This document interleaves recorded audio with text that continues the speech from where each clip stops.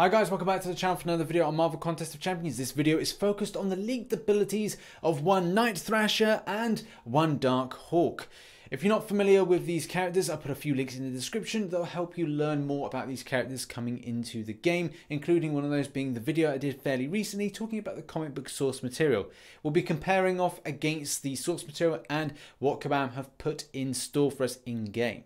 If you're interested in what they're going to look like, they're right here. This is an icon leak from next week's update, and you can see Thrasher. It does look quite close to the comic book edition for issue 5 in the short run of the Contest of Champions comic book series. And if you've got that, you'll know exactly what I mean, but it is very much similar. It does look like the champion is going to get some reference or kind of pointer to the skateboard, which is kind of cool. It's a first for Marvel Contest of Champions, so it's exciting to see something original and different. And also, Darkhawk does look quite cool.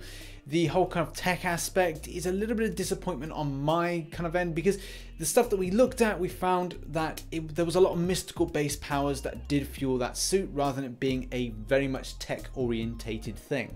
But it's not really a thing to grumble about, and let's jump into the abilities of each of the champions. First of all, I just want to kick things off and give a shout out to Otrix. Thanks very much for sending this information that we can share with the community. And make sure to go over to his channel as well as his Twitter and give a follow. The links are in the description below. And one other word of warning is that some of the information is subject to change. At the same time, some of the values aren't going to be completely accurate until the point that it has been officially released in the update, which looks like it will probably fall into early next week, more than likely Monday, with the event starting on the Wednesday and those champions actually featuring that point. Now, first thing straight off the bat is that Darkhawk is indeed a tech champion.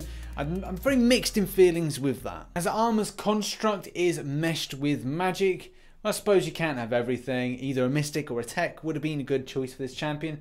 But predominantly, and I probably have to eat my words in that thinking, hey, well, it's predominantly an Android-based technology, so yeah, it's got to be tech. Darkwing interests me a lot, because you've got things like auto block, he's got things like power rate based on offensive, and also there's attack rating increase. Those three things are quite interesting based on the fact that if this is signature ability very heavy, so if you've got up to about 200, what will be that rate? Will it be a case it will be saying, right, well, he has a 50% chance to auto block on every attack? It probably won't be that, but that's one of these things where how that scales will be very interesting to players, and how he's used in an attacking, an offensive and defensive format. More than likely, it's going to be more interesting for him with the auto block stuff would be defensive, and also the power rate. But if you're using him as an attacking or offensive champion, then that's that focus there. He does have regeneration, which we'll talk about in a moment, so it does point him more to the offensive line and being a really strong champion for people. But it doesn't stop there. Having wing attacks, that's pretty cool, because you're looking at armor penetration, and again, puts that argument towards him being more of an offensive use of champion. Darkhawk has this kind of like, we'll call it damage limitation ability. It's not called that, but it does feel like damage limitation. What the hell do I mean by that? I mean that if he gets knocked down, he feels that he is building stuff back up again. So he's going into different modes, going into a shielding mode, and also has got regeneration by going from one mode to another mode. He's getting a certain amount of regeneration. We don't know just yet. That is going to be quite exciting to know. It will be a big motivator for me, how much that regeneration is in there for the champion. It could be a really decent 5-star, and obviously at some stage a really decent 6-star. As we said earlier, the signature abilities do look to strengthen 3 different modes. These modes have these kind of characteristics about them. Like the shield mode is all about kind of damage reduction coming in, your kind of damage limitation. Then you've got the null, which is your kind of striking, your DPS, your damage kind of mode. And then finally got stealth, which is kind of being sneaky, evading out stuff. It's like trying to envision stuff with World of Warcraft, in that the shield one is like your tank mode, your null mode is like your warrior mode, your kind of like DPS mode, and then finally your rogue mode is your kind of null mode, which is that kind of trying to evade and being sneaky. That's how I find it's like. Studying the abilities so far, it does mean for a cool champion being added in. It takes and draws inspiration for loads of different things in game, but is centered around an incredibly strong tech champion, which is a rarity. We've got to be honest, we haven't had this in the community for a long time, that we've had a champion which packs a punch and is a tech. Darkhawk's special attacks are pretty cool in any case, adding things like heal block, switching between modes. Yeah, it's got it there that's going to trigger off things with standard abilities and signature abilities. So these are going to be your great assets doing these special attacks. Also, there's a lot of things being thrown around shock damage, so I'm hoping to see a good amount of shock damage from this champion.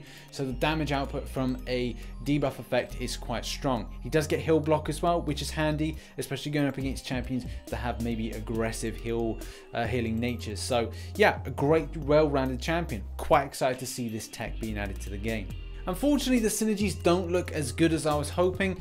If you get, and it's, again, you're getting forced to get Night Thrasher. It's like if you get this champion, you're like, oh yeah, great, I got this champion. It's like, okay, get Night Thrasher because it's going to be helpful to start in a random mode. Because if you don't start in a mode, then it's not going to be good. You can't start either damage outputting, having your shield on, or having stealth on. So it's good to start in a mode, which, you know, you'll need Night Thrasher in order to unlock that synergy, which is good, but maybe disappointing. Now we're on to Night Thrasher. This champion's been confirmed as being a skill, which I think that is a good fit. It does feel like a skill-based champion, especially because there seems to be more of a shout towards a skateboard being more prevalent. And I didn't think that this would be a case. It'd be more of a, is a skateboard going to be more of a special attacks thing? But it does feel like, from stuff that I'm reading so far, that we're going to see a lot more of it, whether or not that is in standard basic light attacks and things like that. So yeah, will it be on his back? You better take it off.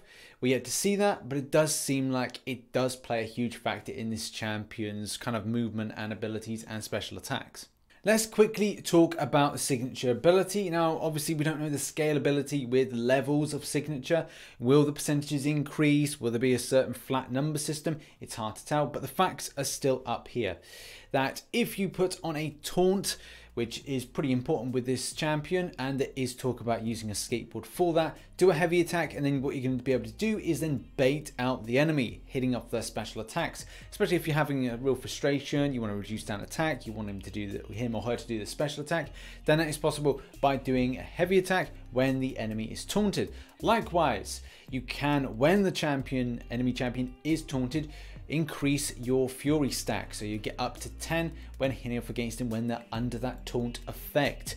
And it's utilizing the skateboard again, which is going to be quite fun to see. Oh, and it doesn't stop there. Similar to champions like Rogue and other champions that shrug off debuff effects like Crossbones off the top of my head, you're able to purify some debuff effects, which is positive, especially if you're getting absolutely rinsed against champions that may be hitting off you with things like poisons and bleeds. Yeah, quite cool. Let's move on to a few of these little abilities here. To start off with, he is Incinerate immune. That's cool to see, and as well, it's got some interaction with physical resistance. Whether or not that's immunity to physical resistance, it's kind of weird. You're immune to something that you're resistant against. Anyway, whatever.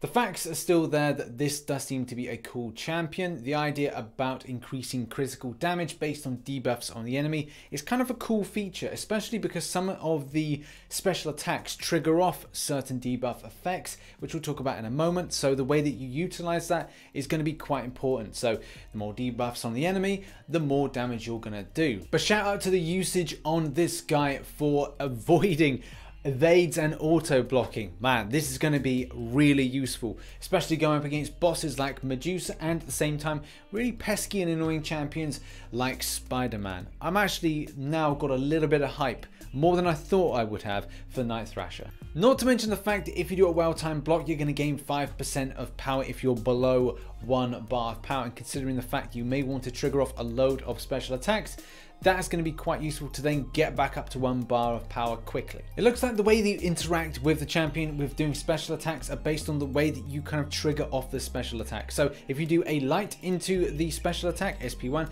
it does one type of effect. If you do it off of a medium attack, then it's going to do a different type of effect. So you can play about with different things, whether or not you want to put a load of debuffs on, whether or not you want to go down this route, that route, then you can do. The block proficiency thing to reduce down by 50% is cool, but I think the amount of seconds that you get to then hit in again could be a little bit slow, and you may find that the enemy champion is like you're just hitting a blocked enemy unless you can do a really decent intercept. So that would be cool to see how that plays out when the champion features into the game. This is the point the SP2 looks really desirable, especially if you're considering you've got a load of debuff effects on the enemy. And that's something that I'm really going to have to look out for and how that plays off. The fact is, if you've got a load of debuff effects on and you're triggering off things with the critical damage as said above, then this is all about critical rating increase. So loads of debuff effects on the enemy, the more chance of you doing a lot more critical damage are there.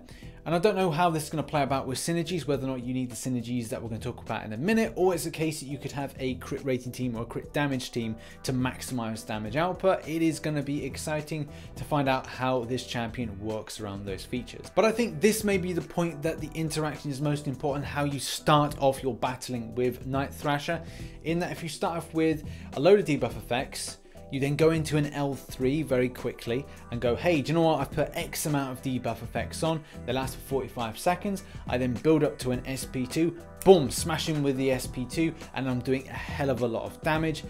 If that in theory is how that's going to play out, then that's going to play out quite well. But like I said, it's exciting to see this champion put into the game and how he interacts and how we play it. Okay, here's the final bit that makes me really excited for this champion. It's bleed damage with two particular synergy groups.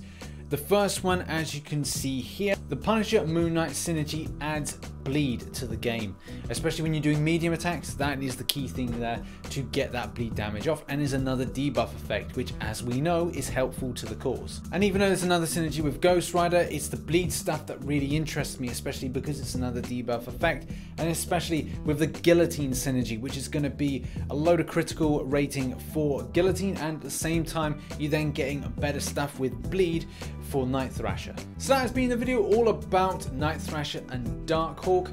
I'm quite impressed by Darkhawk from the face of it, and Night Thrasher has become a real interest for me, especially with the utilization of those debuff effects and as well the auto block kind of avoiding type thing. I like that vibe, and at the same time the way that Darkhawk plays out with the different modes does allow both champions to be very much on the offensive line. So very excited for these two champions. Probably will have to go for them in the crystals, probably going to be absolutely skint by the end of December, but so is life, and that happens sometimes when some interesting champions get put into the game. But in any case, what's your thoughts? Which champion has interested you the most? Are you equally impressed? Maybe not so much going for one, but maybe going for another. What are your thoughts? Leave them in the comments section below. I've been RichTheMan. Thank you very much for watching. If you did enjoy the video, hit that like button and subscribe for more Marvel Contest of Champions based content. And as always, I shall catch you in the next video. Bye bye for now.